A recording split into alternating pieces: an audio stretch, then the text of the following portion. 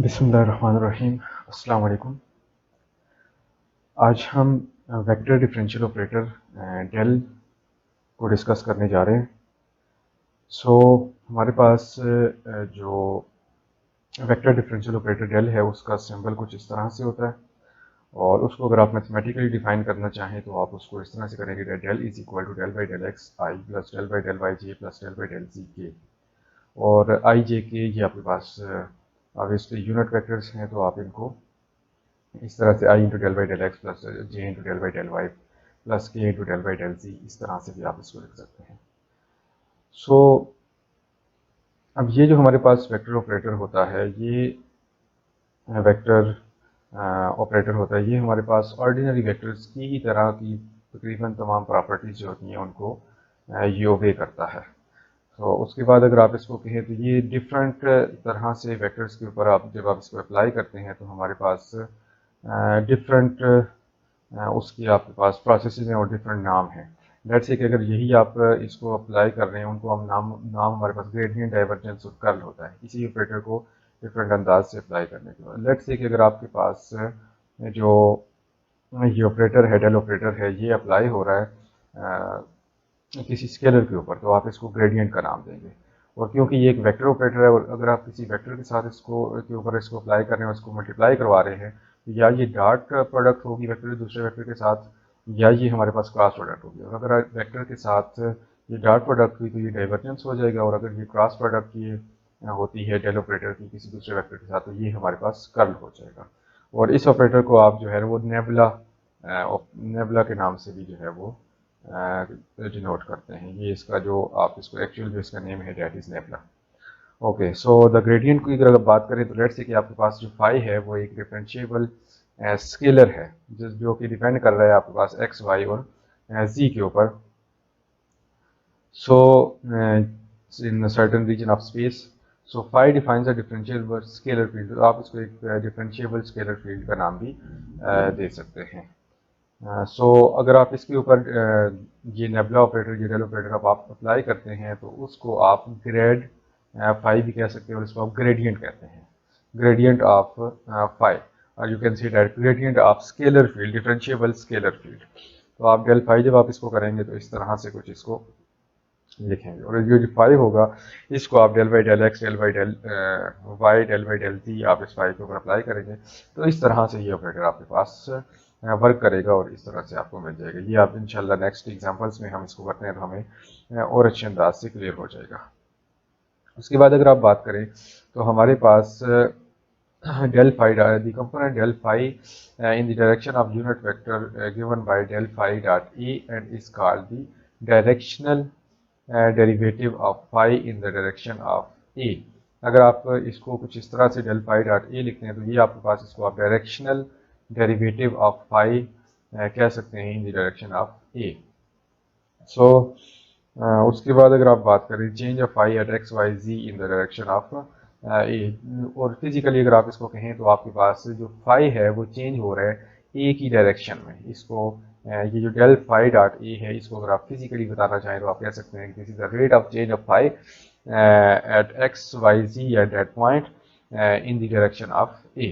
अगर उसके बाद आप एग्जाम्पल प्रॉब्लम की तरफ आएँ ग्रेडियंट के साथ रिलेटेड, तो हमारे पास if phi X Y ji is equal to 3x square Y minus Y cube Z square, ये हमारे पास फाई को हमने डिफाइन किया जो कि एक स्केलर क्वांटिटी है, ये स्केलर फील्ड भी आप इसको कह सकते हैं। फाइंड डेल फाई, आपने डेल फाई फाइंड करना है, ग्रेडियंट ऑफ फाई आपने फाइंड करना है इस पॉइंट के ऊपर 1 माइनस 2 और -1 1 आपके पास x की वैल्यू, -2 y की वैल्यू और -1 जो है वो c की वैल्यू है, तो इसके ऊपर आपने अप्लाई करना है। So del phi is equal to something like this, ये आपने डेल ऑपरेटर की वैल्यू पुट कर दी और आपने यहाँ पे ये फाई की वैल्यू पुट कर दी। अब आप इसको जब अंदर मल्टीप्लाई करवाएंगे तो डेल बाई डेल एक्स सब के साथ हो जाएगा, डेल बाई डेल वाई इसके साथ हो जाएगा, डेल बाई डेल जी हमारे पास यहाँ पे इसके साथ हो जाएगा। उसके बाद ये होगा कि आपके पास ये आप इसके ऊपर इसका पार्शियल डेरिवेटिव इसका लेंगे तो उसके बाद आपको क्या मिलेगा, 6xyi मिल जाएगा। उसके बाद आप इसका जो अगर आप ले लेंगे तो आपको कुछ इस तरह से मिल जाएगा, और उसके बाद आप इसका डेरिवेटिव इस तरह से। उसके बाद आपने काम ये करना है कि आपने ये जो वैल्यूज़ आपको दी हुई हैं एक्स वाई और जी की वैल्यूज़, ये आप यहाँ पे पुट कर देंगे। जब आप इनको यहाँ पे पुट करेंगे तो आपको 12i माइनस 9j माइनस 16 की आपको यहाँ पे मिल जाएगा। अब आप यहाँ पे देख सकते हैं कि हमने स्केलर फील्ड के ऊपर जब डेल ऑपरेटर अप्लाई किया तो हमें एक वेक्टर मिल गया। तो इस तरह से हमें ये किसी एक खास पॉइंट के ऊपर ये हमें एक वेक्टर मिल गया। और अगर आप वो पॉइंट पुट नहीं करते तो यहाँ पे हमारे पास ये एक वेक्टर फील्ड मौजूद है। सो इस तरह से आप इस ऑपरेटर को अप्लाई कर सकते हैं। इसी तरह अगर आप बात करें तो एक और हम इसी डेल फाई को हम अप्लाई करते हैं। लेट्स से कि आपने फाई को कुछ इस तरह से डिफाइन किया है कि नेचुरल लॉग ऑफ आर हमने ले लिया मॉड ऑफ आर, उसके बाद फाई को आपने ले लिया 1/r। हम सबसे पहले इसके लिए फाई फाइंड करते हैं और इस फाई के लिए हम डेल ऑपरेटर इसके ऊपर अप्लाई करेंगे। पहले हम इसके ऊपर करते हैं और फिर इसके ऊपर। So R is equal to something like this X I plus Y J plus Z K, जो आपके पास एक जनरल पोजीशन वेक्टर आप इसको कह सकते हैं। Then r is equal to उसका जो मैग्नीट्यूड होगा वो इस तरह से हो जाएगा। तो phi of natural log of r जो होगा वो आपके पास कुछ इस तरह से हो जाएगा 1/2 natural log of x square plus Y square plus ji square. यहाँ पे हमारे पास जो नेचुरल लॉ की प्रॉपर्टी होती है कि आपके पास जो पावर होती है वो हमारे पास 1/2 में आ जाती है। तो ये इस तरह से 1/2 हमारे पास यहाँ पे इस वजह से आ गया है। लेट्स से मैं इसको यहाँ पे कर देता हूँ ताकि आपको समझ आ जाए। तो लेट्स से कि आप यहाँ पे आप इसको ले लो यहाँ पे। तो हमारे पास जो आपके पास नेचुरल लॉग ऑफ ए का लेट्स से कि अगर 1/2 उसकी पावर है तो आप उसको लिखते हैं 1/2 नेचुरल लॉग ऑफ ए। तो इसमें भी हमारे पास यहाँ पे यही था कि ये आपके पास एक्स स्क्वायर यहाँ पे आपके पास X square plus Y square की पावर 1/2 थी। जब ये नेचुरल लॉग के अंदर तो यहाँ पे थे तो आपने 1/2 साथ में लिख दिया। सो उसके बाद अगर आप बात करें तो del phi is equal to 1/2 del into natural log of something like this. उसके बाद आप डेल बाई डेल एक्स को आप इस नेचुरल लॉग के साथ इस पर यहाँ पे अप्लाई करेंगे, डेल बाई डेल वाई को यहाँ पे अप्लाई करेंगे, डेल बाई डेल जी को आप यहाँ पे अप्लाई करेंगे। अब अप्लाई करने के बाद आप डेल बाई डेल एक्स जब इसका करेंगे तो उसके बाद इसका जो आंसर आएगा इसका डेरिवेटिव लेने के बाद वो आएगा 2x डिवाइडेड बाई आपके पास ये जो सारी टर्म है वो आ जाएगी जिसको आप एन एक्स एन माइनस 1 और उसके बाद डेरिवेटिव ऑफ इंटरनल फंक्शन होता है। डेरिवेटिव ऑफ इंटरनल फंक्शन की सूरत में आपको 2x मिल जाएगा और बाकी आपके पास यहाँ पे नीचे इस तरह से आ जाएगा। इन द सेम वे आपके पास यहाँ पे 2y मिलेगा और आपके पास ये सब कुछ इस तरह से। और इसको जब आप एडअप कर देंगे तो एडअप करने के नतीजे में 2x plus 2y plus 2z आ जाएगा, जो कि हमने यहाँ पे इसको लिखा था। उसके बाद आपने यहाँ पे इसको देखें कि आपके पास यहाँ पे ये एलसीएम लेने के बाद आपको ये सेम चीज़ मिल जाएगी। अब यहाँ पे जो हमारे पास 2 था वो हमारे पास क्योंकि यहाँ पे 1/2 है तो उस 2 के साथ कैंसिल हो चुका है।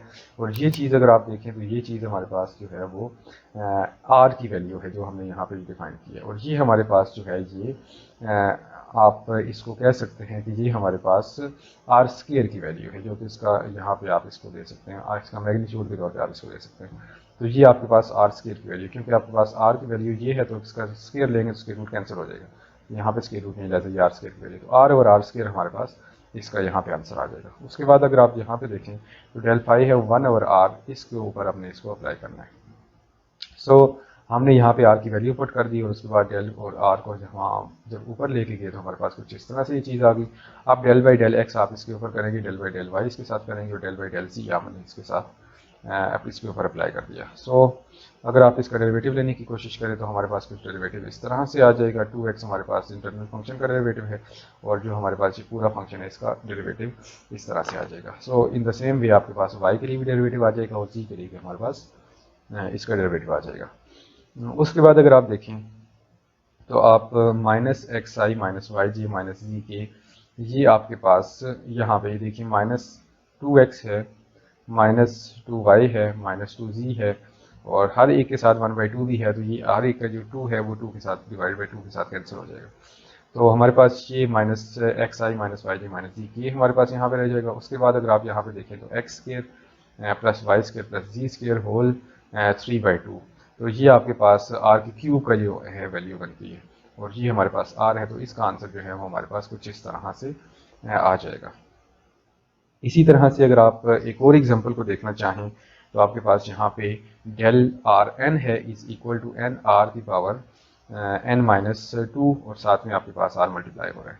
सो इसको अगर आप देखें तो आपने यहाँ पे आर की पावर n ये आपने प्रूव करना है कि आपके पास ये जो चीज़ है वो इसके बराबर आती है। सो आर की पावर एन, आर आपके पास यहाँ पे है, इसकी पावर एन आपने यहाँ पे ले ली और उसके बाद आपने इसके ऊपर फाई अप्लाई कर दिया, एन बाई टू हो जाएगा, क्योंकि आप स्क्वायर रूट की जगह आप वन बाई टू लिख देंगे तो आपके पास पावर में एन बाई टू हो जाएगा। अब यहाँ पे जब आप पावर में एन बाई टू हो चुका तो अब आपने हर एक के साथ del by del x, y और जी आपने यहाँ पे अप्लाई कर देना है। और जब आप इसको अप्लाई करेंगे तो इसका जो डेरिवेटिव आएगा वो कुछ इस तरह से आ जाएगा, टू एक्स आपके पास आ जाएगा इंटरनल फंक्शन का डेरिवेटिव, और जो पावर होगी वो एन बाई टू वो यहाँ पे आ जाएगी।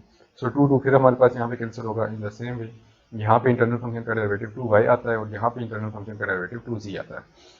सो यहाँ पे आपके पास कुछ इस तरह से एन आ जाएगा, ये आपके पास एन है और यहाँ पे भी हमारे पास n है, यहाँ पे भी है, तो हमने इसको कॉमन ले लिया।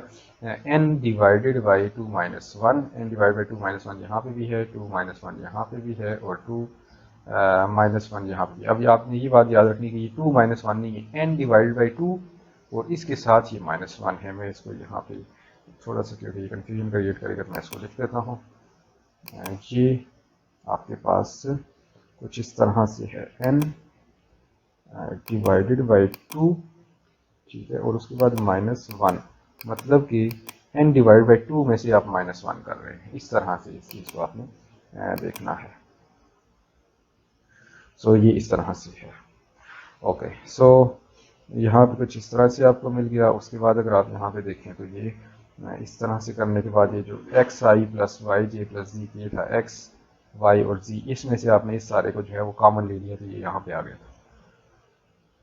सो उसके बाद अगर आप इसको देखें तो n है और उसके बाद ये देखें कि ये r है, तो ये आप इसको, ये r नहीं है बल्कि ये r का स्क्वायर है, क्योंकि स्क्वायर रूट यहाँ पे नहीं है तो r की वैल्यू स्क्वायर रूट के साथ होती है और ये सिर्फ ये r का स्क्वायर है और यहाँ पे आपको इस तरह से मिल जाएगा और ये जो चीज़ है ये r है। तो अब आप इसको देखें कि ये 2n ओवर 2 माइनस वन है, तो ये 2n ओवर 2 जो यहाँ पे था, इसको मैं दोबारा यहाँ पे लिखना पड़ेगा। 2 यहाँ पे अगर आप इसको इधर से ले लें तो ये आपके पास बनेगा 2 और उसके बाद जो है ये n डिवाइडेड बाई 2 और उसके बाद ये माइनस वन, इस तरह से है। सो अब आप इस 2 को कैंसिल कर देंगे और n माइनस सॉरी ये आपके पास, क्योंकि 2 जो है ये दोनों के साथ मल्टीप्लाई हो रहा था तो ये यहाँ पे b2 हमारे पास यहाँ पे हो जाएगा। सो ये 2 के साथ कैंसिल हो जाएगा और ये हमारे पास कुछ इस तरह से आ जाएगा, n माइनस 2 आ जाएगा और साथ में ये r आपके पास यहाँ पे है। सो अगर आप देखें note, if r is equal to r, r और r के साथ perpendicular where r1 is the unit vector in the direction of r, then del r की पावर n is equal to n r n minus one और r की power साथ में one. तो अगर आपके पास r इस तरह से अगर आप इसको डिफाइन करेंगे तो आपको आंसर यहाँ पे इस तरह से मिलेगा। इसको आप अपनी प्रैक्टिस के लिए कर सकते हैं। सो अब हम आते हैं डाइवर्जेंस की तरफ। सो डाइवर्जेंस क्या है, अगर आप वेक्टर, ये जो आपके पास डेल ऑपरेटर है, इसको किसी वेक्टर के साथ मल्टीप्लाई करते हैं और वो मल्टीप्लाई आप डॉट प्रोडक्ट उसका लेते हैं, तो उस केस में जो चीज़ आएगी that is something called divergence. The divergence let's say v of x Y ji is equal to v1 i plus v2 j plus v3 k, ये हमारे पास एक v वेक्टर है जो कि एक्स वाई जी के ऊपर डिपेंड कर रहा है। v1 v2 v3 ये हमारे पास इस वेक्टर के कंपोनेंट्स हैं, i j के हमारे पास यूनिट वेक्टर्स हैं। We define the differentiable at each point of something like this in a certain region of space, v defines a differentiable vector field। जो आपके पास v है वो एक differentiable vector field को represent यहाँ पे हमारे पास कर रही है। then the divergence of v written del dot v or divergence of v is defined as, आप ये डेल डॉट वी को डाइवर्जेंस ऑफ वी भी लिख सकते हैं और डी आई वी भी लिख सकते हैं। तो इसको आप कुछ इस तरह से डिफाइन करेंगे कि del by del x del by del y, आप इसको अप्लाई करेंगे इसके ऊपर और ये इस तरह से बन जाएगा। अब हमारे पास v1 v2 v3 जो है ये हमारे पास क्या है, ये हमारे पास क्या चीज़ें हैं, ये हमारे पास स्केलर कंपोनेंट्स अब यहाँ पे हैं। क्योंकि आप यहाँ पे देखें आई डॉट आई जो होगा डेट विल बी 1 हो जाएगा और आई डॉट जे 0 हो जाएगा, तो हमने del v1 by del Y नहीं लिया। इसी तरह से हमने जब आप आई डॉट आई करेंगे तो वो 1 हो जाएगा, तो यहाँ पे हमारे पास यहाँ पे 1 है। सो ये होल जो ये हमारे पास सारी चीज़ है ये हमारे पास अब एक स्केलर है। Note the analogy with a dot b A1 V1 plus A2 V2 plus A3 V3, ये हमारे पास इसको बिल्कुल उसी तरह एनालॉगस है। ये हमारे पास उसके साथ डेल डॉट वी है, तो ये एक वेक्टर है, ये दूसरा वेक्टर है। ये डॉट वी है, तो ये एक वेक्टर है, बी दूसरा वेक्टर है। एक वेक्टर हमारे पास डेल बाई डेल एक्स है और दूसरा V1 है, तो इन दोनों को हमने इस तरह से इसको मल्टीप्लाई करवा दिया। लेकिन इसमें एक बात आपने याद रखनी है कि जब आपके पास डेल डॉट वी जो है वो वी डॉट डेल के बराबर नहीं होता, क्योंकि ऑब्वियसली ये V1 जब यहाँ पे होगा तो ये आपके पास डेरिवेटिव इसके ऊपर अप्लाई हो सकता है। V1 अगर यहाँ पे होता है तो उस केस में आपके पास जो डेरिवेटिव है वो अप्लाई नहीं होगा। उसके बाद अगर हम बात करें तो हम एक एग्जांपल प्रॉब्लम की तरफ आ जाते हैं। A is equal to x square z I minus 2y cube z square j plus x y square z k। अब ये हमारे पास एक ऑपरेटर है, वेक्टर है सॉरी, और उसके बाद हमारे पास डेल डॉट ए, डेल दूसरा ऑपरेटर है, ए के ऊपर हमने इसको अप्लाई करना है और इस पॉइंट के ऊपर हमने इसकी डाइवर्जेंस फाइंड करनी है कि इस पॉइंट के ऊपर इसकी डाइवर्जेंस कितनी है। Del dot A is equal to del by del x I plus del by del Y J plus del by del जी के, और उसके बाद हमारे पास कुछ इस तरह से ये चीज़ आ जाएगी। आप इसको जब अप्लाई करेंगे और इसका डेरिवेटिव लेंगे, ज़ाहिर है इसके बाद जब आप डेरिवेटिव लेंगे तो आपको कुछ इस तरह से चीज़ मिल जाएगी। उसके बाद जब आपने यहाँ पे वैल्यूज पुट किए तो आपको -3 मिल गया एट 1 -1 एंड 1। इस पॉइंट के ऊपर आपको इसकी डाइवर्जेंस -3 मिल जाएगी। अब आप ये देख सकते हैं कि ये -3 है, ये एक स्केलर क्वांटिटी है, ये वेक्टर क्वांटिटी नहीं है। तो डेल डॉट ए, जब आप इसको डाइवर्जेंस, आप किसी भी वेक्टर फील्ड की डाइवर्जेंस लेते हैं तो एक स्केलर आपको मिलता है। हमारे पास एक और हमारे पास एक फील्ड है phi is equal to 2x³ by square z4, और ये हमारे पास अगर है तो इसमें हम ये बात देख सकते हैं कि find del dot del phi हमने फाइंड करना है, या आप इसको कह सकते हैं कि डाइवर्जेंस ऑफ ग्रेडियंट आप फाइंड करेंगे। Divergence of gradient of phi, divergence of gradient of phi आप फाइंड करने जा रहे हैं। एक तो आपने ये फाइंड करना है, और दूसरा आपने ये फाइंड करना है divergence of gradient of phi जो है वो डेल स्क्वायर फाई के बराबर होती है, where del square is equal to del square by del x square plus del square by del Y square plus del square by del ji square denotes the Laplacian, और ये लेप्लासियन जो भी आप इसको पढ़ना चाहें ऑपरेटर। ये आपके पास डेल स्क्वायर जो है इसको आप लेप्लासियन कहते हैं, ऑपरेटर कहते हैं। Del phi is equal to i del by del x 2x³ by square z4 the same is something like this, और उसके बाद आपने इसको यहाँ पे लिख दिया। जब आपने इसका डेरिवेटिव लिया और उसके बाद आपको यहाँ पे ये आंसर मिल गया। अब ये जो आपके पास आंसर मिला है उसको आप यहाँ पे पुट करेंगे और उसके बाद इसका डेल ऑपरेटर इसके ऊपर अप्लाई करेंगे। उस तरह से अगर आप इसको देखना चाहें तो आप देखिए आई के साथ होगा, जे के साथ होगा, और के साथ क्योंकि डॉट प्रोडक्ट है हमारे पास, तो बाकी सब चीज़ें हमारे पास यहाँ पे अप्लाई, ज़ाहिर है उनका आंसर 0 हो जाएगा। जब उसके बाद आप इसको कर चुकेंगे तो आपके पास जो आंसर आ जाएगा वो कुछ इस तरह से आ जाएगा। अब हम बी पार्ट की तरफ आते हैं। डेल डॉट डेल फाई है तो आपने फाई को एज इट इज़ लिखना है, डेल आपने लिख दिया और डेल फाई आपने एज इट इज़ लिख दिया। तो उसके बाद जब आप इसको मल्टीप्लाई करेंगे तो ये डॉट आई जो है वो आई के साथ डॉट होगा, तो del by del x square हो जाएगा और साथ में फाई हो जाएगी। देखें यहाँ पे हमने इसको अप्लाई किया del by del Y, del by del phi by del y के ऊपर, डेल बाई डेल जी को डेल फाई बाई डेल जी के ऊपर अप्लाई किया, और उसके बाद आप यहाँ पे देखें तो ये del square by del x square हो गया। Del square by del x square हमारे पास यहाँ पे आ गया, जैसे भी del square phi by del Y square, del square phi by del ji square हमारे पास यहाँ पे इस तरह से आ गए। और इसमें से अगर आप फाई को यहाँ पे कॉमन ले लेते हैं इस तरफ, तो उसमें ये होगा कि डेल स्क्वायर फाई आ गया। यहाँ पे एक छोटी सी चीज़ आप नोट कर लें कि आपके पास ये जो फाई है ये आपने जो अगर इसको कॉमन भी लेते हैं तो आप इस तरफ इसको लेंगे, आप इस तरफ आप इसको नहीं लेंगे, और क्योंकि जाहिर है जब आप इस इधर लेंगे तो आपके पास ये फाई के ऊपर ये ऑपरेटर अप्लाई नहीं हो रहा होगा। उसके बाद जो हमारे पास चीज़ आती है डेट इज द कर्ल, और if v of x y z is a differentiable vector field then the curl or rotation of v written, इसको थोड़ा सा शायद हम इसको फुल स्क्रीन पे कर लें तो ये if v of x y z is differentiable vector field. अब आपके पास अगेन एक डिफरेंशिएबल वेक्टर फील्ड है, तो उसके बाद जब आप इसको डेल क्रॉस v आप कहेंगे तो this is something called curl और रोटेशन ऑफ v। आप इस डेल क्रॉस v को इसका कर्ल कहेंगे, कर्ल ऑफ v आप कहेंगे, या रोटेशन ऑफ v कहेंगे। कर्ल ऑफ v भी लिख सकते हैं और रोटेशन ऑफ v भी आप इसको लिख सकते हैं। डिफरेंट बुक्स के ऊपर आपको डिफरेंट रोटेशंस नजर आएंगे। डेल क्रॉस वी को आप इस तरह से डिनोट करते हैं। और आपको क्रॉस प्रोडक्ट निकालने के लिए आपको पता है कि अगर आप मैट्रिक्स का डिटर्मिनेंट, आप इस मैट्रिक्स का डिटर्मिनेंट फाइंड कर लेंगे तो ये आपके पास जो होगा ये दो वेक्टर्स का क्रॉस प्रोडक्ट होगा। तो आपने yes del by del x, del by del Y, del by del Z और v1 v2 v3 के ऊपर आपको इसके जो कंपोनेंट हैं उनके ऊपर आपने इसको अप्लाई करना है। और एट दी एंड जब आप आएंगे तो आपको ये आंसर इस तरह से मिल जाएगा। So note that this that in the expression of determinant, the operator this one and this one must precede v1 v2 v3। वही बात कि आपके पास ये जो ऑपरेटर हैं इनको v1 v2 v3 से पहले होना चाहिए, बाद में नहीं होना चाहिए। इस बात को आपने थोड़ा सा माइंड में रखना है। अगर इस तरह से आप नहीं करेंगे तो फिर ये आपको सॉल्व नहीं होगा। सो नेक्स्ट हम आते हैं एग्जाम्पल की तरफ। तो एग्जाम्पल हमारे पास कुछ यूँ है कि आपने a इज इक्वल टू, आपने ए वेक्टर को डिफाइन किया जो कि एक वेक्टर फील्ड आप इसको कह सकते हैं। डेल क्रॉस ए है हमारे पास और आपने इसको फाइंड करना है पॉइंट 1 -1 और 1 के ऊपर। तो इस पॉइंट के ऊपर जब आप इसको फाइंड करेंगे तो आप देख सकते हैं कि del by del x I, del by del Y J plus del by del जी के। और उसके बाद आप एक्स इसके ऊपर अप्लाई करेंगे, आप इसको कुछ इस तरह से लिख देंगे और उसके बाद आप इसका डिटर्मिनेंट को सॉल्व करेंगे और इस तरह से ये जस्ट आपने डेरिवेटिव लेना है। सिंपल है, मैं इसको एक्सप्लेन नहीं करने जा रहा। सो उसके बाद जब आप इसको यहाँ पे देखें तो आपको जो चीज़ मिलेगी एट दी एंड जब आप इसको पुट कर लेंगे 1 - 1 पुट कर लेंगे यहाँ पे इन सब में, तो थोड़ा सा सॉल्व करने के बाद आप इसको 3a प्लस 4k आपको इसका आंसर मिल जाएगा। आप इसको थरोली इसको पूरा का पूरा सॉल्व करके अपने पास देख सकते हैं कि आपको ये आंसर मिलता है कि नहीं मिलता अपनी प्रैक्टिस के लिए।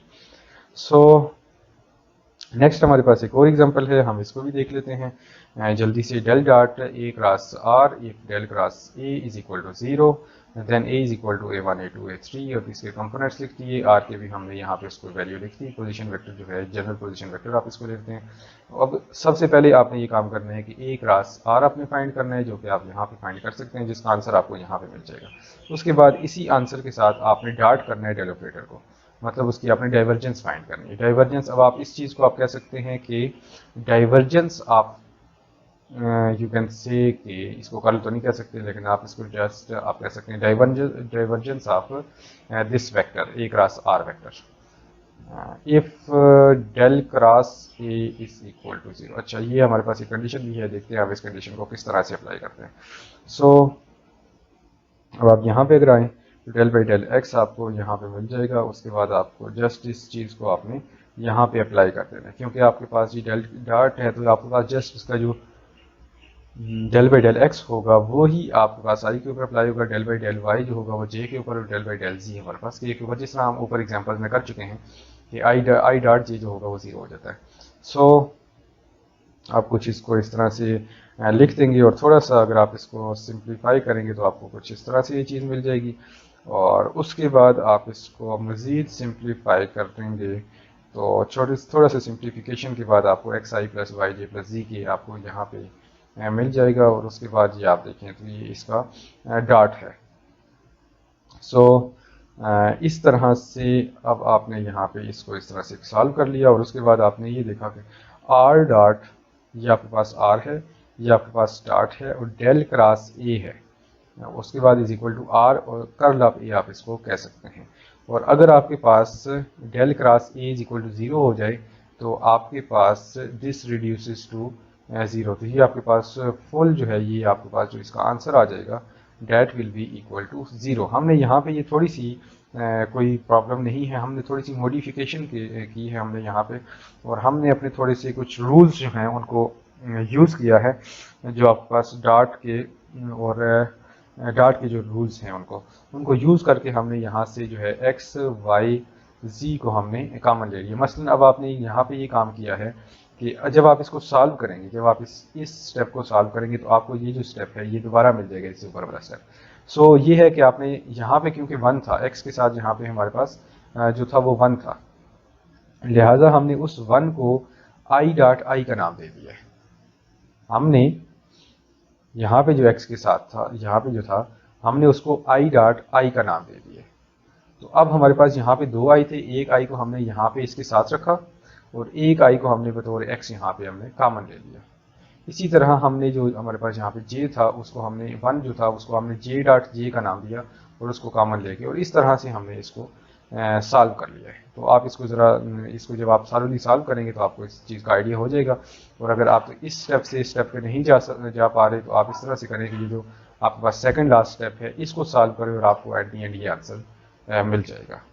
ओके, सो हम आगे बढ़ते हैं। कुछ हमारे पास यहाँ पे लिस्ट है फार्मूलाज की, आप इनको यहाँ पे देख सकते हैं। कुछ इस तरह से हमारे पास यहाँ पे अप्लाई होगा। ये आपका लेप्लासियन ऑपरेटर यहाँ पे दे रहा है। The curl of gradient of phi is 0, the curl of gradient of phi is 0। ये बहुत आपके पास इंपॉर्टेंट एक स्टेटमेंट है। ये क्यों होती है? ये बड़ी सिंपल एक चीज़ आप देखें कि आपके पास डेल फाई है, तो आपके पास ये जो डेल फाई होगा और उसको अगर आप डेल फाई, जो फाई के ऊपर जब आप डेल को ऑपरेटर को अप्लाई करेंगे तो ये आप समझ लें कि इसकी जो डायरेक्शन होगी वो डेल वाली डायरेक्शन हो जाएगी। मतलब फाई की तो अपनी कोई डायरेक्शन नहीं है, स्केलर है, और यहाँ पे डेल फाई की जो डायरेक्शन होगी वो होगी जो डेल की है। और यहाँ पे भी डेल है, तो डेल जब अपने साथ क्रॉस होगा, आप इसको इस तरह से कर लें कि डेल जब अपने साथ क्रॉस होगा तो ये आपको 0 आंसर देगा। क्यों?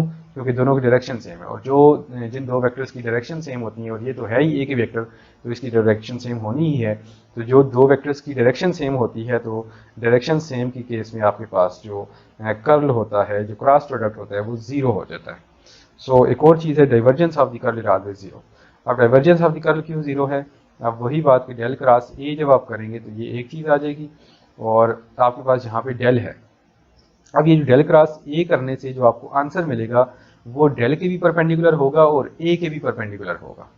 तो जब ये कोई चीज़ डेल के परपेंडिकुलर होगी तो यहाँ पे भी तो डेल है, तो डेल की जो भी परपेंडिकुलर चीज़ यहाँ पे आपको मिलेगी उसका जो डॉट प्रोडक्ट होगा वो हमारे पास यहाँ पे 0 आपको मिल जाएगा। तो इसको एक एक्सप्लेन करने का ये भी अंदाज है। और दूसरा आप इसको इस तरह से भी कर सकते हैं कि del dot del cross a जब आप करते हैं तो इसमें आप ये चीज़ करते हैं कि आप जस्ट एक डिटर्मिनेंट ले लेते हैं और उस डिटर्मिनेंट को सॉल्व करते हैं। डिटर्मिनेंट में आपके पास ये स्केलर ट्रिपल प्रोडक्ट आप इसको कहते हैं। तो ये आपके पास जो डिटर्मिनेंट है, इसमें पहला जो आपके पास रो होगी वो आपके पास del operator del by del x del by del Y del by del C होगी, और दूसरा आपके पास यहाँ पे कुछ इस तरह से वही चीज़ होगी, और तीसरी भी आपके पास A1 A2 A3 हो जाएगा। तो उस केस में उस डिटर्मिनेंट की दो रोज इक्वल आ जाएंगी। जब वो दो रोज इक्वल आएंगी तो वो भी हमारे पास जो डिटर्मिनेंट होगा वो हमारे पास 0 आ जाएगी। इस चीज़ को मैं यहाँ पे अगर लिख दूँ तो that will be good for you. Okay, so let's say कि हमारे पास हम इस डिटर्मिनेंट को सॉल्व करने जा रहे हैं, और हमारे पास यहाँ पे ये हमारे पास लेट्स से कि del by del x del by del y और del by del ji.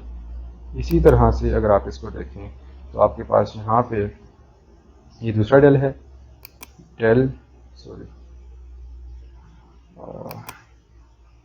Del by del x del by del Y del by del Z, और तीसरा जो है वो हमारे पास ए है, तो A1 A2 A3। और ये अब आप देख सकते हैं कि हमारे पास यहाँ पे दो रोज़ हमारे पास यहाँ पे इक्वल हो गई हैं, जिसकी वजह से हमारे पास यहाँ पे दो रोज़ जो हैं वो इक्वल हो गई हैं। इस वजह से हमारे पास ये जो डिटर्मिनेंट का आंसर आ रहा है वो हमारे पास 0 आएगा यहाँ पे। सो उसके बाद हमारे पास यहाँ पे एक और फार्मूला भी है, इसको भी आप देख सकते हैं। नेक्स्ट हम आते हैं असाइनमेंट की तरफ। अब ये जो जितने भी फार्मूलाज हैं ये आपके असाइनमेंट के ऊपर अप्लाई होंगे। इन द सेम में जो आपको मैंने न्यूमेरिकल एग्जांपल्स अभी ऊपर करवाई हैं वो भी आपकी असाइनमेंट में आपकी हेल्प करेंगी। और इसी तरह से वेक्टर एनालिसिस बाय शाम्स सीरीज़ की जो वेक्टर एनालिसिस की बुक है, इसमें और बहुत सी एग्जांपल्स हैं जिनको आप देख सकते हैं अपने न्यूमेरिकल ये आपके पास जो असाइनमेंट है इसको सॉल्व करने के लिए। सो आपका जो काम है वो आपने सबसे पहले page number 81 question number 73 and 74 है, इसमें आपने del square natural log of r आपने यहाँ पे इसको सॉल्व करना है। और ये आर आपके पास वही एक्स आई प्लस वाई जे प्लस जी के है, और आप यहाँ पे 1/r स्क्वायर आप इसको देख सकते हैं कि ये है। ओके, सो उसके बाद अगर आप बात करें तो आपके पास यहाँ पे ये जो डेफिनेटली ये इसका मैग्नीट्यूड होगा, क्योंकि आपके पास डेल स्क्वायर ये डेल ऑपरेटर आप इसके ऊपर अप्लाई कर रही हैं एक स्केलर के ऊपर।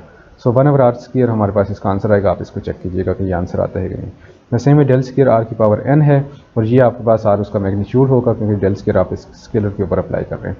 सो उस तरह से भी आप जब इसको देखेंगे तो आप को कुछ इस तरह से इसका आंसर मिलेगा। Where n is a constant, n के कांस्टेंट है तो इसका आंसर आपको इस तरह से ये चीज़ आपने सॉल्व करनी है। उसके बाद आपके पास जो थर्ड क्वेश्चन है वो आपके पास ये है कि show that solution to Maxwell's equations del cross H is equal to something like this, where rho is a function of x, y, z and c is the velocity of light. Assume constants are given like this one, where a and phi called the vector and scalars potential respectively satisfies the equation.